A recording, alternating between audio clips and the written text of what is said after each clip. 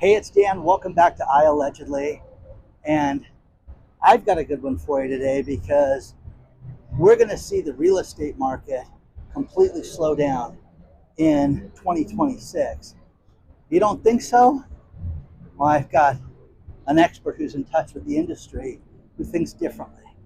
Please like, subscribe. Let's get right into it. I am in Las Vegas for the Consumer Electronics Show, but Vegas is Vegas, and there's always lights and action and fun. Jeremy Waxman is the CEO of Zillow. And Zillow is not just a search engine. Zillow has 243 million users to it. That is wild right there, guys. They are he is predicting that we're going to see a slowdown in real estate sales, real estate prices. Now, will it be a drop? Will it be what everybody wants, where it's going to be completely at a market, where things are off 20%? Doubtful, but you're going to see a lot of problems. The high prices and the high mortgages have created issues for people, and people are also delusional. And he feels the same thing that we've all felt, that some of these prices, somebody buys a house for 400 grand, a few years ago, and well, mine's worth $900,000 now. What improvements did you do to the property? None. We just lived in it, made the mortgage payment, and it has gone, through the roof in value. Okay? No, it really hasn't. So we're seeing this big time, but they have the data, they have the sales, they have the days on market. The thing that's funny right now that people are doing that I've noticed, and I'm one of those people, when I bought a house, I still look at Zillow all the time and look at what's selling, what's not selling. A friend of mine in his neighborhood had a house that a Japanese family owned. Mom passes away and the son has to sell the house, and he's a realtor. So he sits there, and the sister of the mother, his aunt, says, listen, we're going to do nothing to fix this house up. Not a thing. And we're just going to list it the way it is. I am telling you, my friend said, you please drive over here and look at this house. And I went over there, and the house was god-awful. And it had tile and linoleum on the floor that was from the 70s, without a doubt. So with that problem, they were trying to get, $1.3 million for this house, which was lunacy. So couldn't figure out why it wasn't moving. And we're like, paint the place. And I walked in there the second time, and the guy goes, oh, I remember you. And then he found one of my videos because I told him what I did. And with that, the guy went out and was like, well, what if we spent $1,500 to fix this place up? And I'm like, do something. Paint the walls white, from pink, by the way, and do something just to modernize the house. And they did it, and it finally sold, but it didn't sell for $1.3 million. They took a hit on the house to get rid of it and realized the expense of carrying a property. So that's the Absinthe Show. Hell's Kitchen. Great place to eat, guys. The only thing about Hell's Kitchen, I'm telling you, if you want a dining experience, do not expect to sit there and have a glass of wine, then have an appetizer, and then have your entree. No, you're in and out of this place quickly. The record that I've heard is 55 minutes. Somebody had a meal and spent $200 between them. So, which doesn't interest me, by the way, but these people were in and out of this expensive place that quickly. So the problem that we're seeing is it doesn't matter where you're at. Yes, you have hot pockets in the country that are busy. Great. Okay, fantastic. But overall, what you're seeing is things sit on the market longer.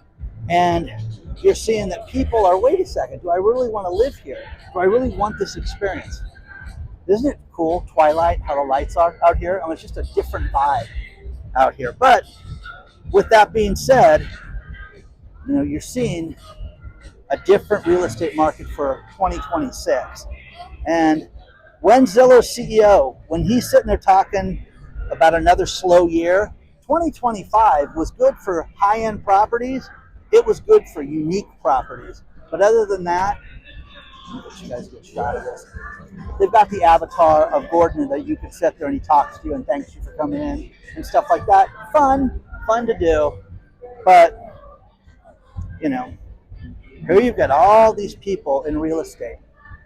Zillow's had its problems. It tried to do, be in the real estate business where they bought houses. And I know people that sold their home to Zillow and they fleeced Zillow. They took advantage of Zillow. Zillow had such high prices for some houses and they would just buy them sight unseen. Thank you. And people made a killing. We've had a lot of subscribers write me and tell me how great that was and what an amazing experience it was. So you're going to see a slow year for real estate according to Zillow. What do you think about this? The article's below from Forbes. And it's interesting just because if you know that it's going to be slow, then you can prepare for it. If you plan on making less money in 2026, you're ahead of the game. You're not kidding yourself. You're not playing games. Now, Bank of America's head of metals, Jay Vidmer, I think it's spelled with a W, but I think it's pronounced Vidmer. Jay steps forward and said, listen, I want you to get ready for a solid base of $4,500 an ounce gold, and I want you to get ready for silver to pop up. Because silver could go, think about this, from $130 to $350 an ounce. Hello. There are so many people that send me videos night after night after night about how in China the price of silver is $130. In Japan, it's $128. The one thing that we can do is we can successfully look at seeing silver well above the $70 mark now.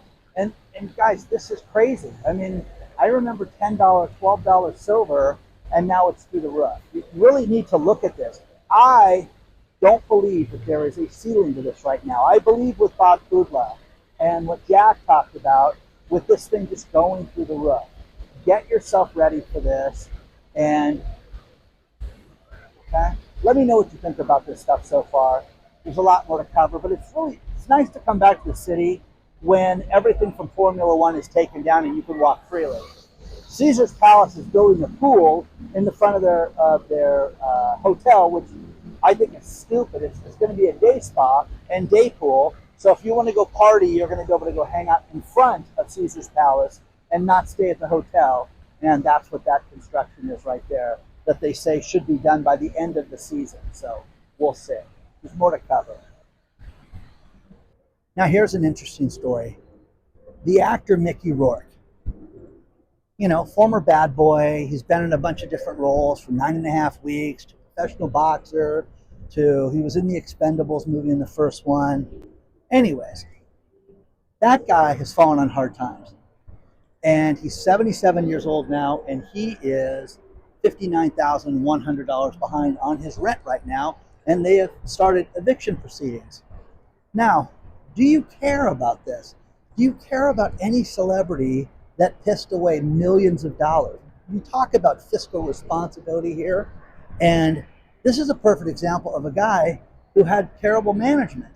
Now, his current manager and agent, which is different than your financial manager, they're the people that get you work. They're like, listen, this is really bad and Mickey's fallen in hard times and we're going to start a GoFundMe. And when I read the story, I'm like, okay, this is preposterous. They already raised $8,000. And then at the filming of this video, they've raised $88,000 already, $88,000. So it's going to get his rent paid. But is there somebody that you would write a check for? I mean, is there an athlete? When Mickey Mantle needed a liver transplant, there was a lot of people that were against it because he was a frickin' booze hound.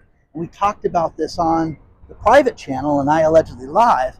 But the point is that when do you draw the line? I mean, do you help everybody? Does everybody get a fair shot? Is it, help your fellow man no matter what? Or do you look at people like this? Now, when I was in Hollywood and worked for a movie producer, he told me the most wild story about Mickey Rourke 10, 12 years ago. And that was where they were in the movie theater and Mickey Rourke, they saw, hey, that's Mickey Rourke. He was smoking crack in the movie theater. That's the first thing.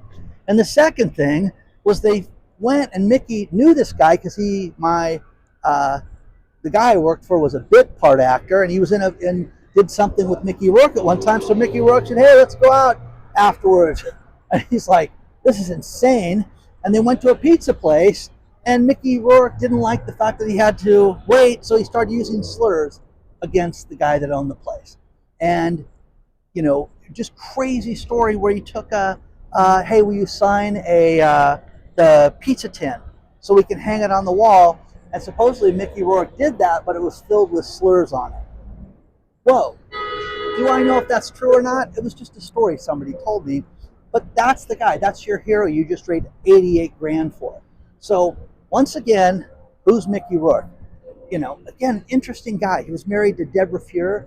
And who's Deborah Fuhr? She played the hot chick in To Live and Die in LA. She was like Willem Dafoe's girlfriend, the really hot model. And then he was married to an actress named Carrie Otis who did, I want to say White Orchid was her movie, her hot movie. But again, really two attractive women. But he's 77 years old now and clearly doesn't have a dime to his name if he can't afford to pay his rent. So what do you guys think about this? Do we feel sorry for these people? Are these people our heroes that stumble along the way? Or do we correct this and fix this and donate and write a check? Really, who would you donate money to? Now, I asked something like this at a party once, and a woman said, oh my God, I grew up around John Wayne. If John Wayne needed money, now I grew up in Southern California, where John Wayne owned the house in Newport Beach. John Wayne died in the early 70s and didn't need anything, or 77, I think. Anyways, he didn't need anybody's money. But who would you write a check for? Is there an athlete? Is there somebody that makes movies or does something like this that you would write a check for? And is Mickey Rourke one of them, or do you feel bad for this guy? No, I don't. Liked his stuff, really did, but I have a problem with serious drug use. I really do. I have a problem with people that do this, and we're just supposed to say, oh, this guy slipped and fell off the wagon and went and did, crystal meth. No, pass, okay? You gotta say no to something at some point.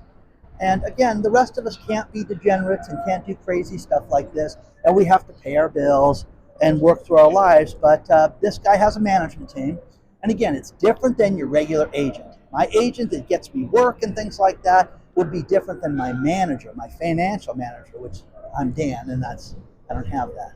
So let me know what you think about this, because I'm really curious. Do you think that we should care about Mickey Rourke's financial situation? Let me know. Let us all know. One of my favorite places in Los Angeles is called Eataly. Well, they have a branch in Las Vegas. It's a little smaller, but it has all the restaurants in it, which is really cool. But it's got all the Italian market, and it's got all the pastries, it's got all the pastas, all the different wines, and all the different sodas and everything you get from Italy. But it is incredible. It is absolutely a very cool spot to go to. It's got everything, but the restaurants here are insane. And my daughter and I just ate at La Pizza La Pasta, and we just had a fantastic meal, and I highly recommend it whenever you come here. I mean, it's a really cool spot. It's at Park MGM, and really worth seeing, but there's so much more to see in the city. Let's go check it out. I'm going to finish this video with this last story, but I also want to remind you guys to check out newvideos.com, our video sharing site.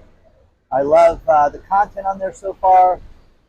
Don't forget the private site, which is everything that's too hot to talk about other places. That's iAllegedly Live.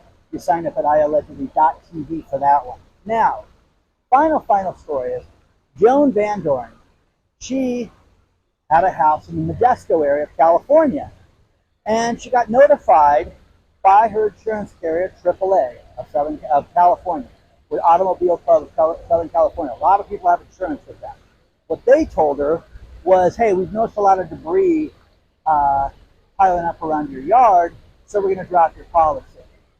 And she's like, oh, this is so unfair. They flew a drone over my house. And when she contacted the local news media there, they said, no. We have a proprietary way of checking things. Now, they can use satellite imagery, guys. They can sit there and take pictures of your home and not necessarily have to fly the drone over. That's how it is. You can get a satellite subscription for very inexpensive. It's like $1,000 to get this. Now, if you're an insurance company, it's peanuts. If you're covering certain high-risk areas like Modesto, yeah. Woman in Florida, she had a tree fall on her house. So it did $51,000 of the damage. Only problem was the tree was rooted at the local school next door and not on her property. So the insurance company's like, yeah, that's your problem. Contact the school district. Oh, we don't know if we have insurance or not. It's really weird. These things come in waves, where all of a sudden I'll get all these people that are getting their insurance policies canceled left and right, and they're like, Dan, what do you think about this? Dan, what do you think about, my insurance doubling? It's happened with everybody. But I am telling you, if you're going to buy anything of substance that requires insurance, you have to have it. Because I have a friend of mine who told me, yeah, you know what, my homeowner's insurance got canceled because of potential fire damage, but I've got insurance with the HOA, and they cover fire damage, so I'm just not going to go, blind. And sure enough, what happened 60 days into it? If you don't have insurance in 45 days, we're going to call your loan in. Uh-oh. Dun, dun, dun. Nobody can afford that. Hey, pay your mortgage off by the end of next month. Okay? No, nobody can do that. Please like, subscribe. You want to email me, iAllegedly at Gmail temporarily until the new gig gets set up. Please let me know what you want to see. There's so much to see during CES. I just am thrilled to be here and to get invited out, and can't wait to show it to you. Okay? I'll see you soon.